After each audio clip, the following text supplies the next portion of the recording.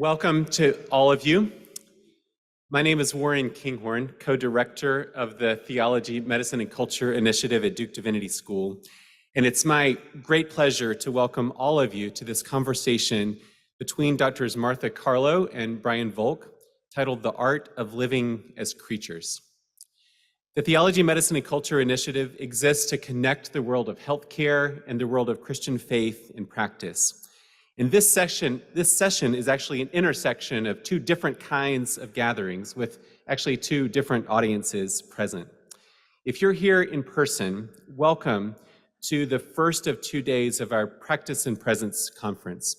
Welcome to Duke Divinity School, welcome to Duke University, welcome to our Theology, Medicine, and Culture Initiative.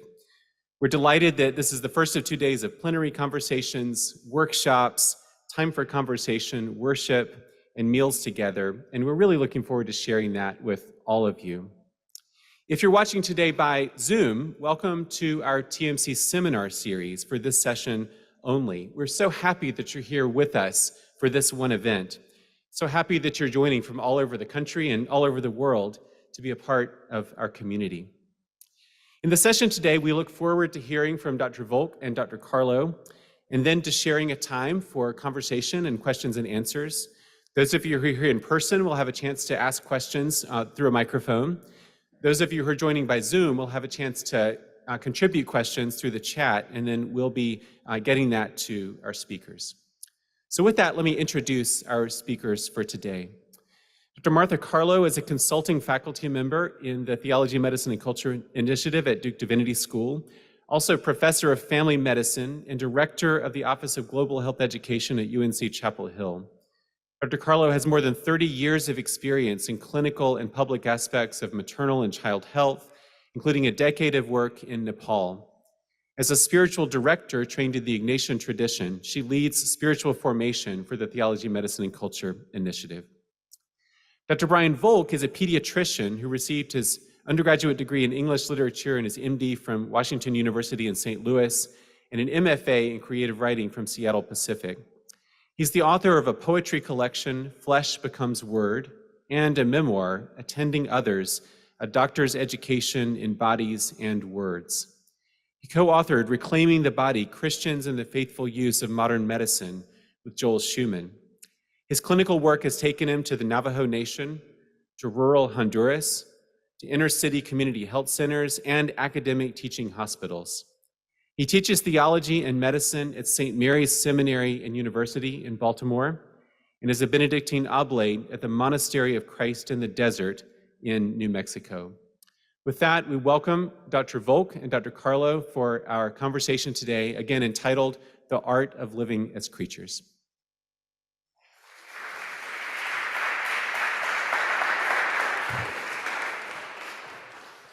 Thank you.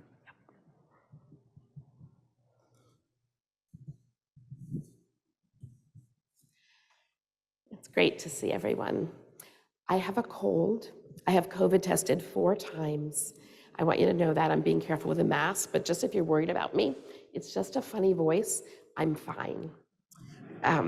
So it's a real pleasure to be here today. It's always good to be back to a place where I have a lot of good friends. So this is a joy. And I am 2 weeks out of COVID, so if I cough, I am also negative, but we could go on from there. We sure could.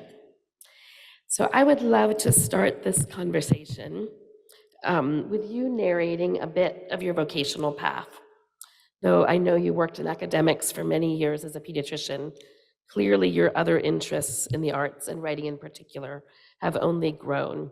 And when Brian and I talked on Zoom, actually, to plan for this, he described his career as a bit of a pile-up, in Annie Dillard's words, between theology, art, and life, which I think is a beautiful description. So that would be a great start. Okay. Well, I can't remember a time when I didn't want to be a physician, but I also can't remember a time when I didn't enjoy writing as well and wanted to do that. So as Warren told you, I got my undergraduate degree at Washington University in English literature. And I applied to medical schools, but I also applied for scholarships in graduate study in English literature. I applied for scholarships because I felt it was going to be difficult to justify to my parents spending time and their money for me to study literature when I really wanted to be a doctor. None of those scholarships came through, so I took my second choice and went to medical school. And you're allowed to laugh, because if I say something that seems remotely funny, it's probably intentionally that way. I remember later talking to Robert Coles, who was very helpful in getting me involved in some publications with the late great Double Take magazine, and was a mentor towards me. If you don't know Robert Coles, he was a child psychiatrist at Harvard, and wrote very movingly about children, particularly children in poverty, and how they adapted to their situation. But I remember talking to him on the phone and saying that I was thinking about ditching medicine, becoming and getting a getting a PhD in English literature. And he said in his gravelly Boston voice, "But I thought you liked books." And those of you who have dealt with literary theory, or at least the literary theory that was dominant at the time I told this, will know what he was talking about. Coles kind of confused me because he was a physician and a writer, and it made it look like it was easy to do. It turns out that medicine and writing are jealous mistresses, and they don't like you spending time with the other one. And so you have to figure out what to do. And I made the mistake. Please don't make this mistake. I made it for you, so you don't have to. Don't put off writing till sometime when you'll be good at it, because the way you learn how to write is to write. You can't find any other way to do that. And so part of what's happened over the past 10, 15 years, first I got my MFA to complicate my life, and then finally, actually I also got a master's in theology as well, to further complicate my life. But I'm doing a lot more writing than I'm doing doctoring these days, and there's a lot of pent-up writing. There's a book that my wife tells me if I don't finish it before I die, she's going to kill me. And I need to finish that because I need to work on work on some other things. But that's the crazy. That is a good word, and I have ingested that word to move forward. All right. There. Excellent. So, as is on our folders and all over, the theme for this year's Practice and Presence is healing our vision of health, reflecting on Wendell Berry's argument that medical technology might be great at fixing bodies, but often obstructs the healing that humans need. I'm wondering if you can talk a little bit about this and how the limitations of seeing bodies as machines and as autonomous has formed us. As you can tell in the audience, we discussed some of these questions beforehand, and what I've got written here are things so that when I quote other people, I make sure I get them right. It's not exactly a script, but it keeps me from sounding stupider than I am. In any case, Mary Midgley in her book, Word Myths We Live By, talks about when we forget that metaphor breaks down into this and that, as Scott Cairns says, they start to assume a mythic power. They direct our thought and action in certain directions without calling attention to their limitations, the underlying assumptions, their incompatibility with reality, ultimately, that the metaphor obscures. So, and she calls attention to this body and machine metaphor or analogy, which has a long pedigree and is problematic, and we'll get to what Wendell Berry says about that in a moment. But she also talks about the problem of the brain being just a mere computer. This is often a meat computer, is what often people will say. And this is a sort of nothing buttery that comes up with reductionism to say that this is nothing but a. And when you think about it, the brain is nothing like a computer. And as Wendell Berry says, and here I'm quoting so I get it right, A metaphor must be controlled by a sort of humorous intelligence, always mindful to the exact limits within which the comparison is meaningful. And then he goes on to say, the body in most ways is not at all like a machine. The body alone is not, properly speaking, a body. Divided from its sources of air, food, drink, clothing, shelter, and companionship, a body is, properly speaking, a cadaver. Whereas a machine by itself, shut down or out of fuel, is still a machine. And in that same essay, Health is Membership, which I said earlier to the TMC folks that they had no business dying without reading some Scott Cairns. You have no business dying without reading Health is Membership, the essay. You should read this at some point in your life, the essay Health is Membership, and read the companion story that sort of articulates it in a fictional form, Fidelity as well. But Health is Membership. And in there he says that the smallest unit of health is a community, that is a place in all its creatures. And to speak of the health of an isolated individual is a contradiction in terms. Let me say that again. The smallest unit of health is a community, that is a place and all its creatures. And to speak of the health of an isolated individual is a contradiction in terms. There is, in another essay called The Body and the Earth, he says that there is, in practice, no such thing as autonomy. In practice, there is only the distinction between responsible and irresponsible forms of dependence. Think about that for a moment. And do we have that image of she? We do. So in your folders, there should be some photo images, including this one, the autopsy. Yeah, yeah. So I suggest we'll give everybody a sec to pull that out and look at it while we reflect on it. And it had a alternate title called "She Had a Heart."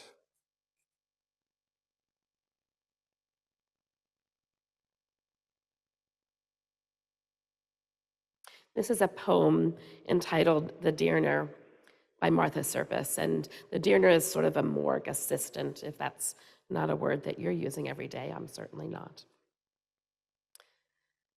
The Dearner. We hated the early anatomists for showing us how fragile we are, how God's image is composite.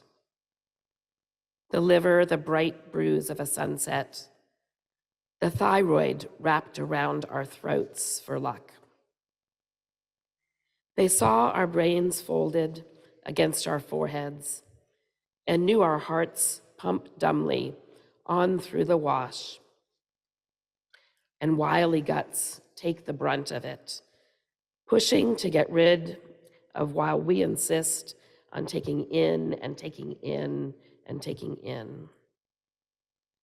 Theirs was heresy.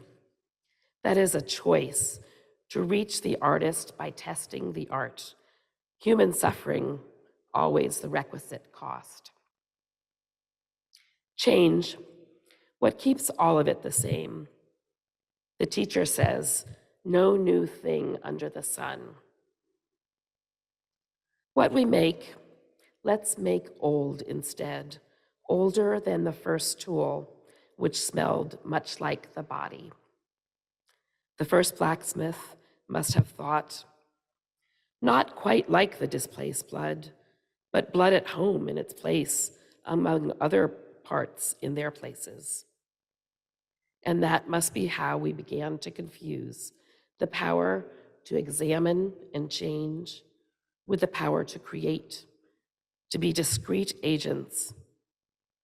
Why we like to see ourselves as whole, despite the Dearner piling legs on a cot, despite the pruned artery tied and cut. Thank you. You're welcome. Martha's a great poet and underappreciated. Really. If I took time to write, people would know. Next. Do we have time to read "Not Us Alone"? Because Go for it. Norman Worsam is going to be talking this evening, and I think that's he will of necessity bring in some of the ideas that Wendell Berry talks about understanding that our health is tied up in our community, which is a place in all its creatures. And this is a recent poem of mine, which, again, there's some places where if you think it's a little funny, you're allowed to laugh. It's called Not Us Alone. If, as we now know, trees consult their neighbors through microscopic fungi and congeries of roots, humpback whales commune in lengthy song, undulating utterance and plaintive moan, and honeybees dance to teach their sisters the day's new pollen path, might not the chattering birds debate what obscure purposes prompt our own quaint habits and ruinous compulsions? More to the point, might not our fellow creatures praise each in their own idiom all that is for the fathomless fact of being? Might not every living thing from ape to insect and sequoia to slime mold harbor some fervent devotion according to its nature? And who but the most narrow-minded materialist, for whom consciousness itself is nothing but the brain's quaint parlor trick, would deny that dogs love their humans in an earnest, doggy way? Is it scandalous, then, to imagine when we, from time to time, declare our unmistakably equivocal affection for this world, that the world loves us back? That our erratic ardor for created things is more than matched, never passes unrequited? I don't know. But your health is tied up with where you live and all the creatures in it, so. And sort of considering the other side of that, as we look at art and think about what it can do for us, art and words, how do you feel like playing with art and words has given you deeper places into humanity? And are there ways that art actually renders limitations more obvious? The answer is yes, but we won't stop there. So Great. Samuel Taylor Coleridge, in his Biographia Literaria, which you don't have to look up, it's a dense book, but at one point he says, and he's referring specifically to when he and Wordsworth were working on the introduction to lyrical ballads, which unfortunately Wordsworth then revised his introduction several times and went farther and farther off the rails.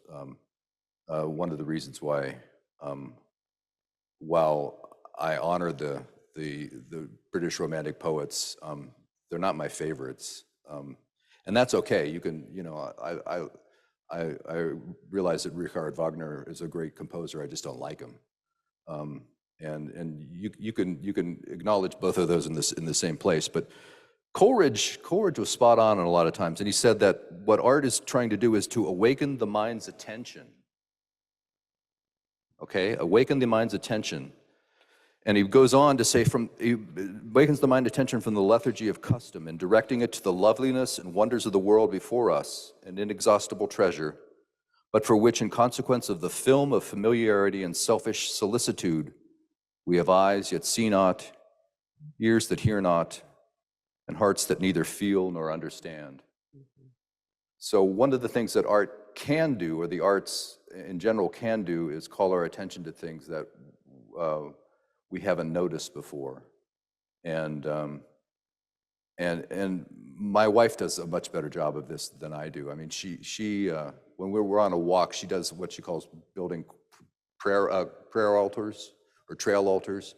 She'll pick up things that have caught her eye and she'll arrange them in a assemblage on a rock or something like that, and just take a picture of it, and then it'll be blown away in the wind. But it's a way of just calling her attention to what has struck her eye and is beautiful, and arranges it in a brief but beautiful pattern. And she just helps me see better than I can.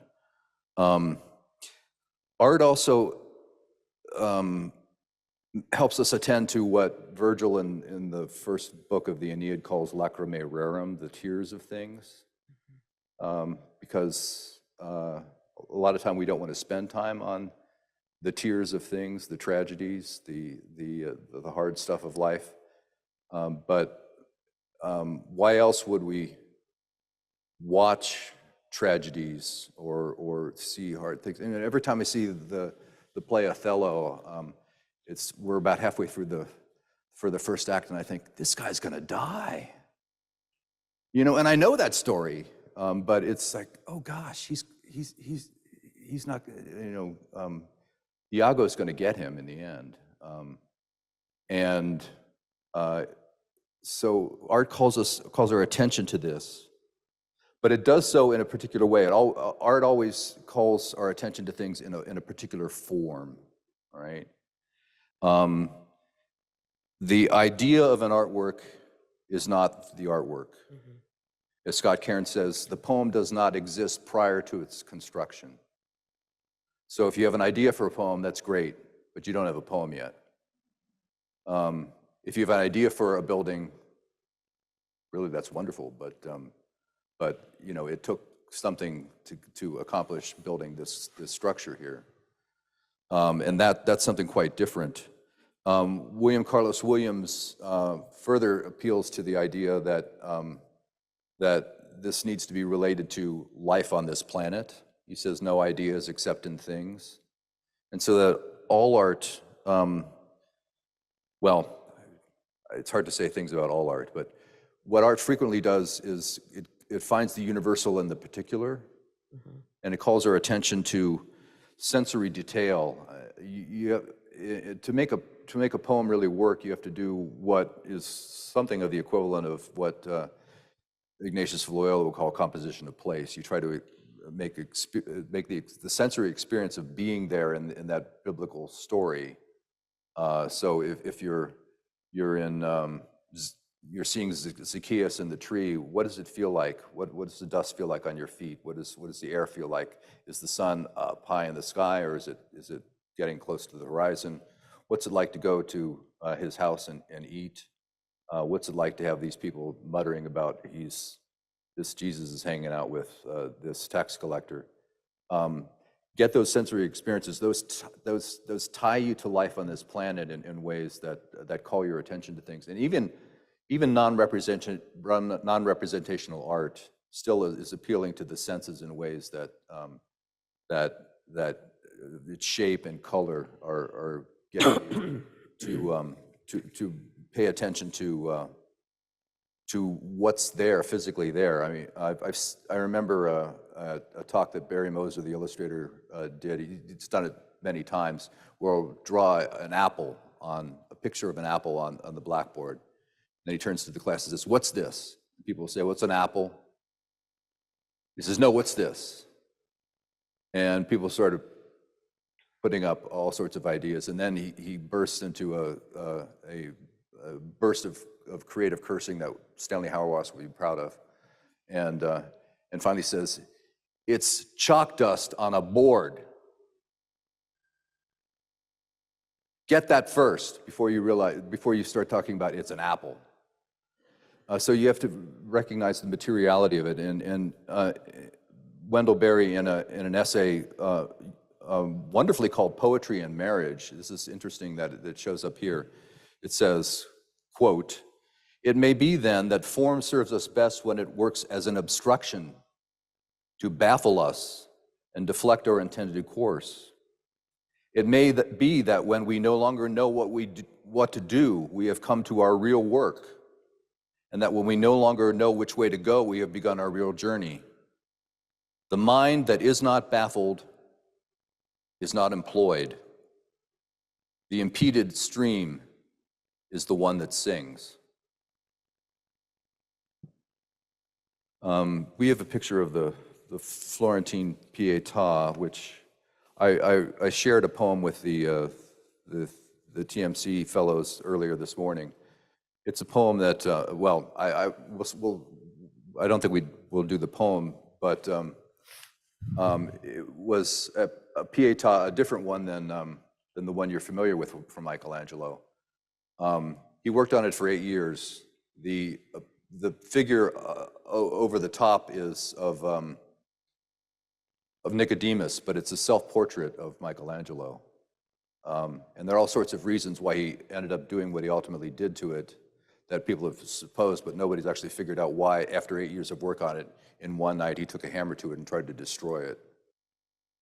And my thought in this particular poem is that he realized that trying to capture all that suffering into one object was not going to work, that there was just too much to put in there. Martha has asked me to do one poem that I have that I think addresses some of the issues of what we're talking about here. And this is one where I tried to do a particular form. It tries to work in a triple rhythm, whether you call it dactyls or anapests. I think they're more anapests than dactyls, but you don't have to worry about that. It's just know that it's a form, and you'll hear kind of the lilt in it for a while. But this is called Givenness. The carpenter follows the grain of the wood, minding the marks of the tree's yearly growth in contours revealed by axe, saw, and plane, sheathing fine joinery no one will see. The bridge builder plies the parabola's strength, distributing stress along curving cables, draped from steel towers and anchored in stone, sounding the beauty in nature's deep patterns. The vine dresser prunes superfluous branches, bringing to sunlight the fruit-bearing shoots where glistening berries soon sweeten and swell with sugars distilled from water and air. Embracing the craft, the artisan honors the limits indwelling material things. Trusting what's given comes not by chance, nor proves ours alone to do as we wish. For in the specifics of each task accepted, skilled makers adapt to the matter at hand, and in shaping this substance to that comely form, find themselves reshaped toward their proper end.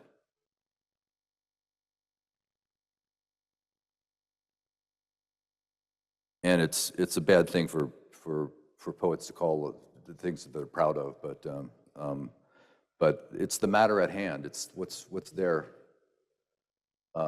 at hand that you're working with, and in the process of dealing with the limits of something and trying to make it into a form, you reshape yourself.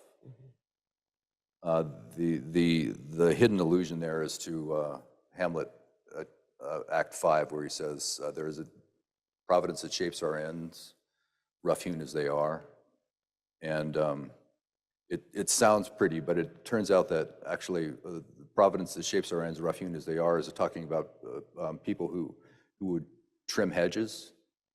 The first guy would go through and rough-hew them, and then the second guy would go through and shape the ends. So there's a very specific practice that Shakespeare is referring to there, which probably the 13th Earl of Oxford never knew about. So I'm with the people who think that Shakespeare was actually Shakespeare, but that's another story. Anyway. So this is a good bridge, I think, into conversations about suffering and the body. And we talked about some of this for those of you who are with us this morning. But I wonder if we could head towards that conversation of how art, words has been a companion for you in suffering, a tool to see through in suffering, how that's been important for you. One of the two phrases I started off with when I presented to the TMC fellows earlier were given to me by spiritual directors for me. One was a Benedictine who said, don't go looking for suffering, it'll find you. But when it finds you, don't waste it. And the other is from a Franciscan who said, unless you find a way to transform your suffering, you will almost certainly transmit it. Let me say that again. Unless you find a way to transform your suffering, you will almost certainly transmit it. Because suffering is pretty powerful. And don't expect the arts to make you a better person. I mean, the Nazis listened to Beethoven. When Lauren Moselle says, in the world of music, all men and women are brothers and sisters, I think he forgets that there was an orchestra at Auschwitz. And they would sometimes play while people were going to the gas chambers. So art doesn't necessarily make you a better person in and of itself, but it can open, like Coleridge says, it can call your attention, it can awaken your attention. And so this task of transforming suffering into beauty is a difficult one, and one you can't force on anybody, but some people have been able to do it. And this morning we talked about some artists and poets and musicians who've done that. One of the things that poetry in particular, but I think the arts in general do is again, Scott Cairns, one of my favorite poets, says, to be a poem, it must make the experience available and not just give a denotative account of what happened. So a poem isn't, I walked over the hill and saw these antelope there and it was really beautiful. Because that's just telling you, I mean, you have to give the experience, what it was like to walk up the hill, what it was like to suddenly come to the crest of the hill and there were these antelope, and why it was beautiful and what it meant to you at the time. And this is what artists make available in their work, that if I'm just giving you the story that I walked up the hill and there were antelope and it was pretty, you just don't get. So, and he would argue that all art can do that, but if it doesn't happen in a poem, it's not much of a poem. So why bother? And it should also surprise you. I mean, you would say if there's no surprise for the writer, there's no surprise for the reader. So there should be something surprising along the way. And clearly, artists in general have called attention to suffering, and you've got some poems that I think address this. So I will turn that over to you. I'm going to just enter a non-scripted question to think about the edge between like specificity in poetry and that versus spaciousness, if you're bringing Ignatius in, and so. Yeah. So the poem, if it makes the experience available, it's drawing attention to something that's particular. But a poem shouldn't tell you something that says, oh, I never knew that. Mm-hmm. A poem should make you, I think a poem should make you say, yeah, that's right. And I think that's what good art usually does. It doesn't say, I never knew that. It says, that jibes with my experience. That calls my attention to something that I knew was true, but I didn't have the words or the images to put that together. And that's a spaciousness that, I remember the poem that returned me back to poetry after I thought I had given it up was Richard Wilbur's The Hole in the Parlor Floor, which I strongly recommend. I remember reading it once and then rereading it again and rereading it probably 12 times in a row. And each time it was like walking into a room and the room was larger. Mm-hmm. It was just bigger, and the space, there was a spaciousness there, mm-hmm. in the particularity of it. Yeah, I love that. I think that connects to the companionship kind of thing that I was shooting for, that like, oh, I think I recognize that, and maybe there's more. Yeah. So let's turn to the image of the landscape with the fall of Icarus, the Brugger piece of art. And there's a poem that goes with this, which is a W.H. Auden poem entitled For the Museum in Which It Sits.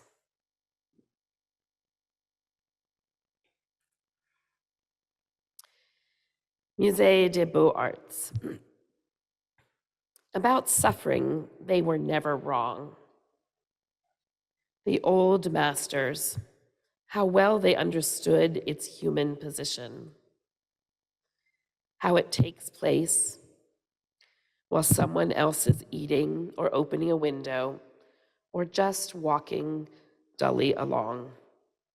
How when the aged are reverently, passionately waiting for the miraculous birth, there always must be children who did not specially want it to happen, skating on a pond at the edge of the wood. They never forget that even the dreadful martyrdom must run its course anyhow in a corner, some untidy spot, where the dogs go on with their doggy life, and the torturous horse scratches its innocent behind on a tree.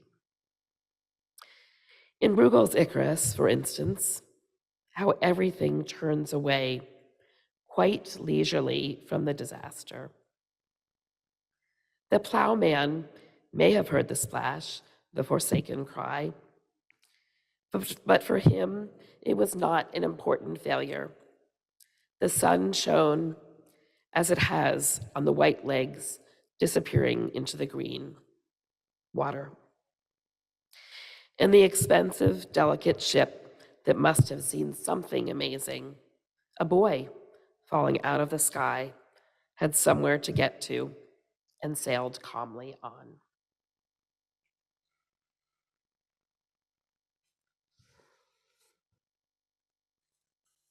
And I don't think that tells you anything new about suffering, but it tells you, yeah, that's the way suffering often is. It happens and you've got something else to do. Or you're suffering and everybody else has something else to do. And they have to get somewhere. So that's where Auden is spot on. Thank you. You're welcome. There's another poem, I'm not going to read it, but William Carlos Williams also has a beautiful poem on the landscape of the Icarus. So changing tact a little bit, clearly in both medicine and in your writing, your world has been intertwined with poverty and injustice, whether in Honduras or New Mexico. And I'm wondering how that has shaped your practice and your writing, and how living close by, we talked about this morning as well, sort of staying close to the wounds of the world, how that has not diminished you. And are there additionally ways in which your writing has been an opportunity to stand up to advocate for justice? I don't know how effective what I've done in advocacy has been to win justice, but it has certainly taught me a lot. Two of my heroes are the late Paul Farmer and Gustavo Gutierrez, both of whom wrote eloquently about preferential option for the poor and accompaniment. I know there's at least one person here who's contributing to a volume that M. Therese Lysott and others are putting together about the theological contributions of Paul Farmer, the founder of Partners in Health. I have an essay that's in there about accompaniment, the spiritual foundations of accompaniment, but it's called Wasting Time with the World's Poor, because a lot of times that the idea of just being with the poor, as opposed to going in there and being the great white savior to help them, how just being with the poor is wasting time. And in fact, for me, that has been the most moving experience and the most instructive experience. Now I remember the name that I couldn't remember this morning. It's Lilla Watson, who is an Aboriginal activist in Australia. And she says, quote, "If you have come here to help me, you are wasting your time. But if you've come because your liberation is bound up with mine, then let us work together." And it's interesting because it's usually attributed to Lilla Watson, but she in fact says, and this is a reflection on the Western Euro-American mind, that it has to be attributed to a single person. And she says she was not the one who said this. It came up as a communal expression of what they saw as indigenous activists in Australia. And so I, as the white guy from the suburbs of the Midwest wants to say, which person said this? And she will say, well, I said it, but other people said it too, and we said it together, and so don't attribute it just to me. And that's a way of looking at the world that I think is spacious in ways that, particularly working with the Navajo, and working in rural Honduras has taught me. And again, what it taught, well, there were new things that they taught me, but most importantly, what I had to do was unlearn some things. There's a lot of unlearning that goes on when you cross cultural borders and realize that borders are remarkably artificial, particularly when you're talking about, since we're in a divinity school, particularly when you're talking about the body of Christ, which does not stop at the border, period, the end. You don't have there's no more discussion about that. It does not stop at the border. I remember my friend, who's a Diné, Mark Charles, who said at one point he was talking with a Diné shepherd and talking about undocumented immigrants in the United States. And he was going on, and the shepherd finally said, well, there's so many of them and they've been here so long, why don't we just let them stay? And Mark Charles said, it wasn't clear to me whether he was talking about the 30 million undocumented or the 350 million Anglo-Americans who live in the United States now, where he was saying, well, they've been here so long and there's so many of them, might as well let them stay. Mark likes to point out that we live in our grandmother's house, but we forced her to go up into the attic, and we're having a party downstairs, and we never go up to say thank you for letting us live in your house. And that was something I had to unlearn. That my people came here by right. Because I'm looking around this room and I realized that some of your ancestors didn't come here voluntarily. Some did, but some didn't. And the indigenous people of the United States, what is now the United States, especially in the Southwest, they didn't cross the border crossed them. So there's definitely something to learn about this whole process of the see, judge, and act approach of liberation theology. And writing can be an act of attention, but also of judgment. And that's one needs to be very careful about that in terms because overtly political art has a short shelf life unless it appeals to something much more universal than the particular problem at the time. And since we've been talking about Scott Cairns, there's a great poem that Scott has that addresses some of this. This is one of my favorite poems as well, of Scott Cairns. Late results. We wanted to confess our sins, but there were no takers. Miwash. And the few willing to listen demanded that we confess on television. So we kept our sins to ourselves, and they became less troubling. The halt and the lame arranged to have their hips replaced. Lepers coated their sores with a neutral foundation, avoided strong light. The hungry ate at great buffets and grew huge, though they remained hungry. Prisoners became indistinguishable from the few who visited them. Widows remarried and became strangers to their kin. And orphans finally grew up and learned to fend for themselves. Even the prophets suspected they were mad and kept their mouths shut. Only the poor, who are with us always, only they continued to hope. And hope is a pretty strong thing. Mhm. It can seem very flimsy at times, but thank you for reading that. That's such a lovely poem. I'll call attention to two other things that Scott Cairns says in his poetry.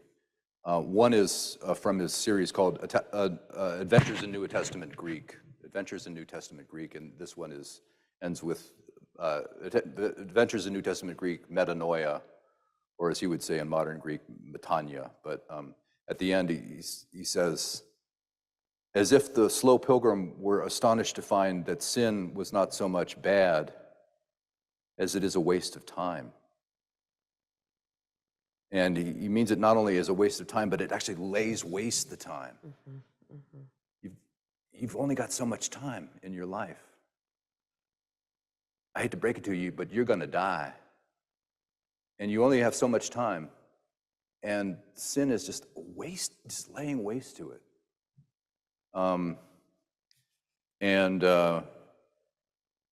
He has another one about possible answers to prayer, which ends with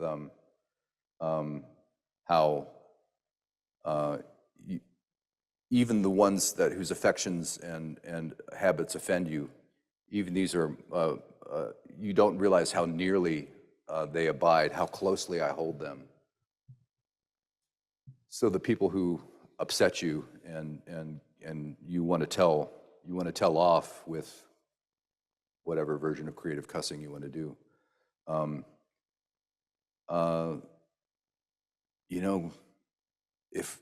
If what we say about the Creator is true, they're beloved. Mm-hmm. And you got to share not just this planet with them, but if the hope is true, you're going to share eternity with them too, probably.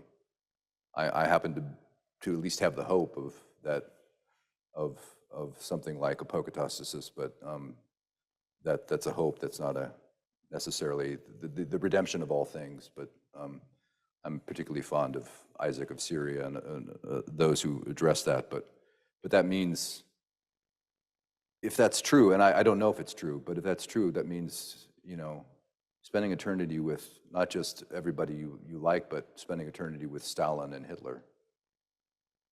Get your head around that. So maybe it's good that that's just a hope and not reality, but suffering is real, and don't valorize suffering for its own sake. Mm-hmm. But then again, as my advisor said, don't waste it either. Really good word. Enormous times or suffering are often at the beginnings of life when things are hard, and at the ends of life when there's often a huge disconnect in how healthcare workers, practitioners relate to folks, relate to bodies. Can you talk a little bit perhaps about the way arts and words have helped you on these limits? Well, what you're talking about is the discrepancy between how people in my profession and the people that we claim to be serving necessarily see things, and I think this is particularly acute among certain groups who are taking care of very critical issues: geneticists, genetic counselors, intensive care doctors, oncologists. They're dealing with very troubling issues in life, and often I don't want to disparage subspecialties. There are wonderful people in each of these, but there's often, and there's data to support this, that the professional will often take an approach that is discrepant to what the parent or the patient necessarily would want, and this is not always addressed. And I think there are lots of reasons. One is the discrepancy between what the provider knows and what the patient knows. So there's knowledge. I mean, I think one of the things Francis Bacon got right was that knowledge is power. He got a lot of other things, I think, woefully wrong. But in this case, there's power in what the provider knows, There's also informational and emotional overload that goes along, such as the person who is pounding outside the doors must be experiencing right now. And technology, technology is not necessarily good or bad in and of itself, but technology makes some things easier to do than other things. So who, for example, would have anticipated that the introduction of prenatal ultrasounds would change the sex ratios of boys and girls born in East and South Asia in the late 20th century? Because that wasn't, I think, what people had in mind when they were, what I'm referring to is that you could identify who was a boy and who was a girl before birth and selectively eliminate the girls, which China is still dealing with now. So Wendell Berry talks about the difference between the world of efficiency and the world of love, which sounds a little neater than it probably is, but he does say something that I know is true, which is that nurses and women often do better than docs and male docs do. And so I think it's important to listen to the women and listen to the nurses as long as they're not eating their young in public, which sometimes nurses have a chance, do when they have a chance. And this is a longer poem, but maybe we'll finish with this, or okay. You determine when we're done. This is called The Doulas. And even though the epigraph is from Mark, it's much more out of John's gospel. From Mark 16:5, as they entered the tomb, they saw a young man dressed in white sitting on the right side, and they were alarmed. And doula, in case you don't know, is a woman who serves as a supporter for a woman in childbirth. She's not necessarily a midwife. She's there as a supporter. In the end, only the women remained. And if some men returned for the body, they hadn't watched him die. Even the one who says he lingered kept a safe remove, poised to run, unable to hear the last forsaken cry or see the chest grow still as death availed release from agony. The soldiers, already bored with the day's business, quickened the two thieves' departure with sharp blows to the shins, cracking the bone. And though the master was visibly dead, his tormentors took nothing for granted. A lean, sour-faced guard, shouldering his lance, strode toward the sagging corpse to pierce its flank, and from the wound his weapon made water and blood, as from a woman in labor, announced an unforeseen nativity we then but obliquely apprehended. That is why I suspect we were there. Men would not have recognized so womanly a sign. So too, we were the first to find the tomb open, blood-tinged linens bundled in a corner like soiled birthing rags, and that disturbing youth babbling nonsense. Strange sights suffusing our sorrow with dread. Once more we proved the better witnesses, knowing even as we turned, still clutching our spice jars, that these pangs approached an end, though unto death or birth as yet uncertain, eternity's gate filled with a purple crown. And so, with hearts accustomed to fraught occasion, we returned in weary haste to men still hobbled in their barren fear. Thank you. I think this has been a rich beginning of a conversation to this conference and a focus on living as creaturely folks and how art can be an entryway. We have about 15 minutes for questions, comments, interaction. If anyone would like to bring something, there's a microphone that will wander around, and feel free to speak up or raise your hand. I think we could probably go on for some time, but I don't want to. I figure we've answered everybody's questions, and there's. Two comments. Martha, could you share the title and the author of the poem you read about confession? Scott Cairns, Scott Late Cairns. Results. I'm sorry, what was the name? Scott Cairns, Cairns, Late Results. Late results. Get his collection, Slow Pilgrim, So Pilgrim, yeah. which is the more comprehensive of any, but I think his 18th book of poetry is coming out next year. I've appreciated all that you two have done. As an RN with 36 years experience, I especially appreciated your last comment. I've seen that happen a lot. Yeah, yeah. Well, as Wendell Berry says in Health is Membership, it was the nurses who actually got the reality that he was going through when his brother had a heart attack. And the nurse at the end says, "Do you need a hug?" And the wife of the man who had the heart attack says, "Yes." And she says, "Which brings us to a starting place." That's the starting place. Yeah. Thank you. We have a question that came in from online from Ben Suker. He says, given Dr. Volck's interpretation of Michelangelo's attempted or actual destruction of the Pieta, that the work couldn't, open quote, contain all that suffering, close quote, can you please comment on humanity's finite capacity for suffering over against the Christian platitude commonly heard at the bedsides of the sick that God won't give us more than we can handle? Well, I hope it's not offensive to say that the technical term and symbolic logic for that statement, for the statement "God won't give us more than we can handle," is bullshit. So recorded.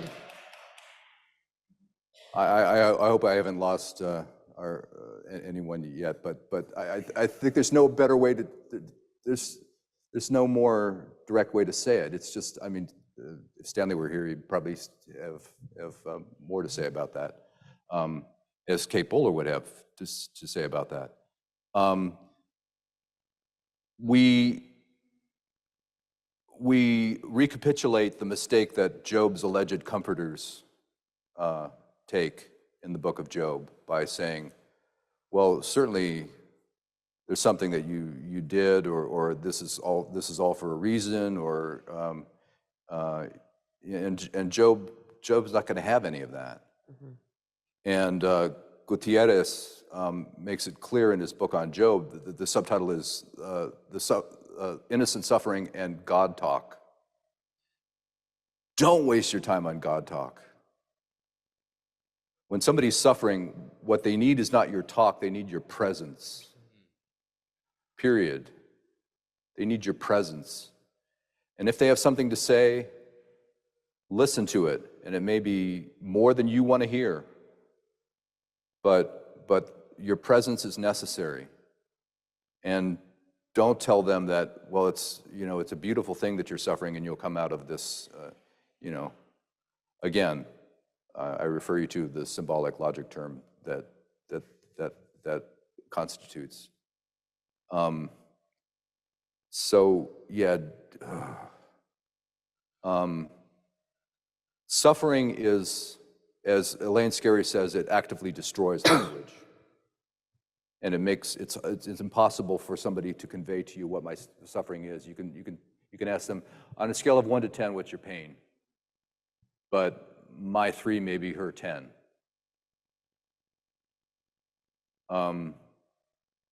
And so what you do is listen and say little, and if possible, say, I have a little idea, but not a full comprehension of what you're going through, and I'm here, and I'm not going to go away. So I hope that answers the question in some way.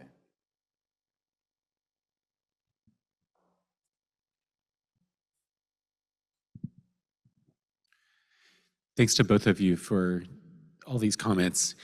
The kind of writing that, as a practicing psychiatrist, that I avoid the most is writing notes and charts. and I feel pretty guilty because I've got some notes that haven't been signed yet that need to be.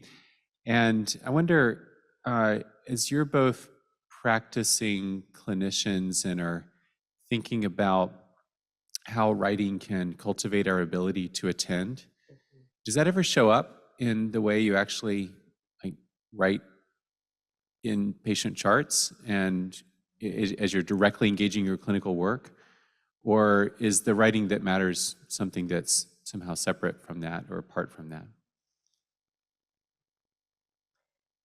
It's a good question. I think one thing that comes to mind for me, and I trained in the era before smart phrases, where you could just pop in the computer thing. Um, and I have the privilege of working in a health department and at Samaritan Health Center, where I actually have more spacious time with patients than a lot of people do. I enjoy learning about people, and it feels to me like an act of kindness and also acknowledgement to put some non-medical things in every note, in the HPI. Brother just Yeah. got into school somewhere, and to realize that there could be 10 people that read this note tonight, and so I think that's one practical way, is to try not to use templated notes that separate me from learning about the people that I'm caring for. Tom Waits, who I consider a prophet, kind of like Leonard Cohen, says that the world is a hellish place and bad writing is destroying the quality of our suffering. You're allowed to laugh at that. I'm trying to get it. And so I try not to have my writing destroy the quality of our suffering because it's there already. I think it works both ways, Warren. I think that William Carlos Williams, who was a physician, said that one of the things that was amazing was that people would come to tell him stories that they wouldn't tell to their spouse or their spiritual, their pastor or whatever, but they would tell the doctor, and you got a view of what he called the underbelly of the whole society that he was living in. But the amazing thing is that people come and tell you these things, and you as a psychiatrist know this probably even better than I do, that the things they probably wouldn't tell any other people because they know not to say that in public. And when I'm trying to teach people about using narrative medicine, I say, what is the most essential, what is the absolute necessary thing for a story to be a story, and what makes it different from a narrative? And I'll spare you the guessing around. The answer is conflict. If there's not conflict, it's not a story, it's just a series of events. And when you're in the health professions, automatically there's a conflict because either you're sick and you don't want to be sick, or you're there because your child could be getting sick and you want to prevent that happening. So there's already conflict built into that, and there's a story, and that is of necessity already interesting. And so I think we should honor those stories first of all, and as Martha was saying, there needs to be something of the person in the history of the present illness, not just the social history, but something that doesn't describe them as this well-developed, well-nourished white male in no apparent distress. When the residents would read that, I'd say, I don't care. I really don't care. Tell me if the kid looks sick or not. You might have gotten to it in no apparent distress, but I'm really not interested in this jargon. To give me the patient. And this also, I think, goes the other direction in writing. I think one of the reasons Abraham Verghese is such a good writer is that he trained in the British model of training, at least as during his undergraduate studies before he came to the US, and which emphasizes physical diagnosis, the idea that there's something on the patient's exam that gives away the diagnosis, that gives away the game. And he's able to mine that in terms of the telling detail in the story as well. You know, I would tell the residents, if all else fails, examine the patient, which used to be a joke. And now with telemedicine, it's increasingly not a joke. But, you know, I'm doing a talk tomorrow at another institution, and the subtitle is "Medicine as if Bodies Actually Mattered." And you think that would be obvious that bodies matter because we happen to live in them, and we are of necessity our bodies. But I think one of the Gnostic temptations of the internet is the screens make us think that somehow our bodies are just conform to the will, or they do. The bodies are good as long as they're doing what we want them to do. So the writing effects work both ways, I think. They inform each other. That's a long way of answering a simple question. I hope it didn't take too much time, but.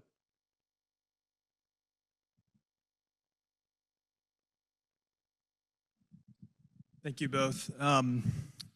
Just reflecting on going into medical training, hoping to, as you said, sit and listen and say little and practice presence. And then coming out of training and experiencing that I stand and talk and say much and practice absence and unlearning those habits. Given both of your work in academic medicine and teaching, what would you say to trainees and to today's young clinicians? Notice when you're talking to the patient or the patient's family with your hand on the doorknob. Sit down and face them, and acknowledge when it's appropriate that you're a broken person too.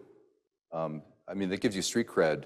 I mean, talking as a pediatrician, talking to parents about colic and saying, you know, I've been where you are, and it ain't fun, and it's not going to go away anytime soon, but here are some things you can do in the meantime. And colic's a simple thing. You know, there are a lot worse things in medicine.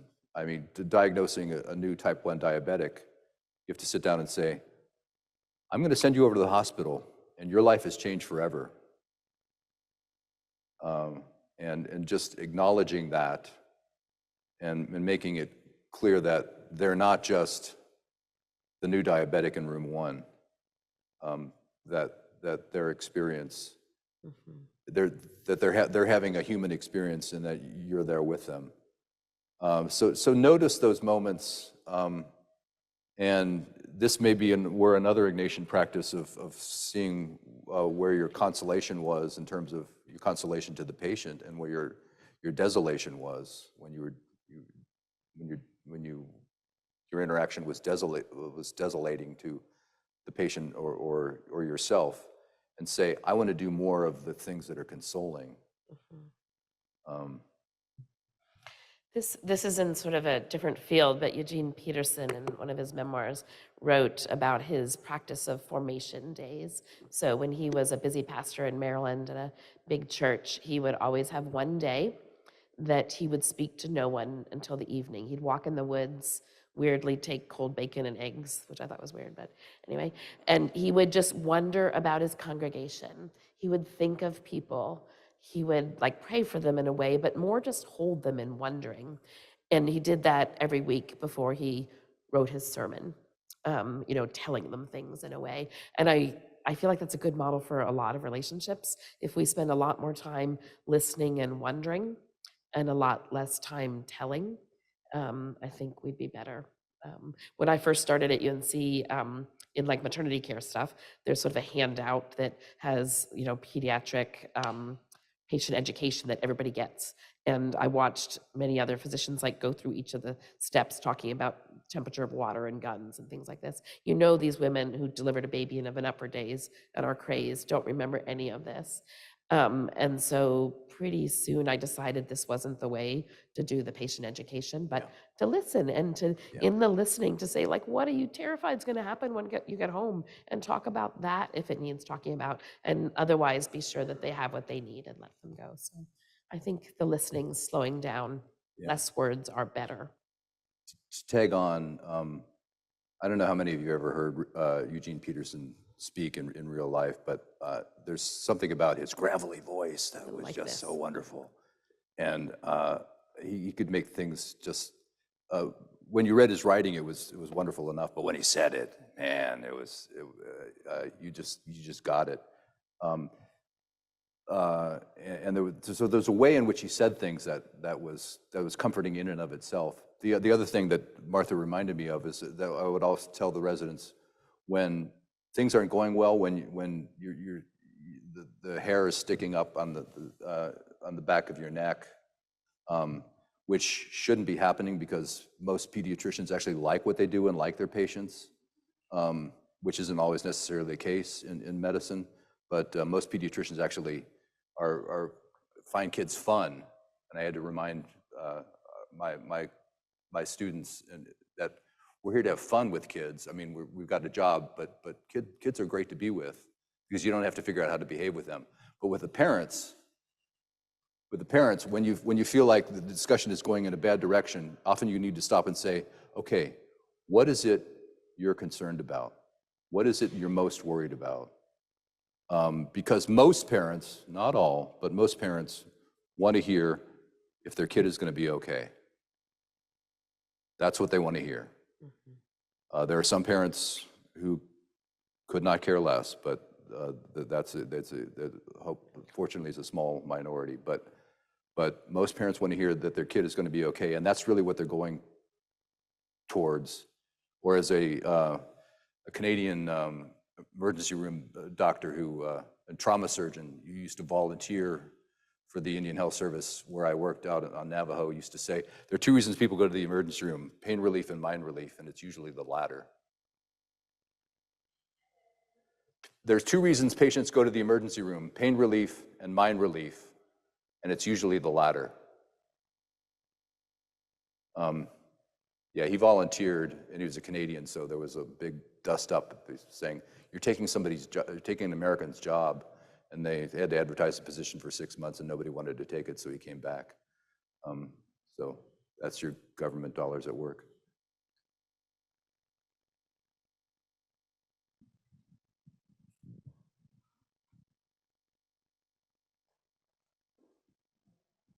All right, well, we are unfortunately out of time for this session. I want to give a hand, thank you so much to Dr. Volck and Dr. Carlo for leading us today. Thank you.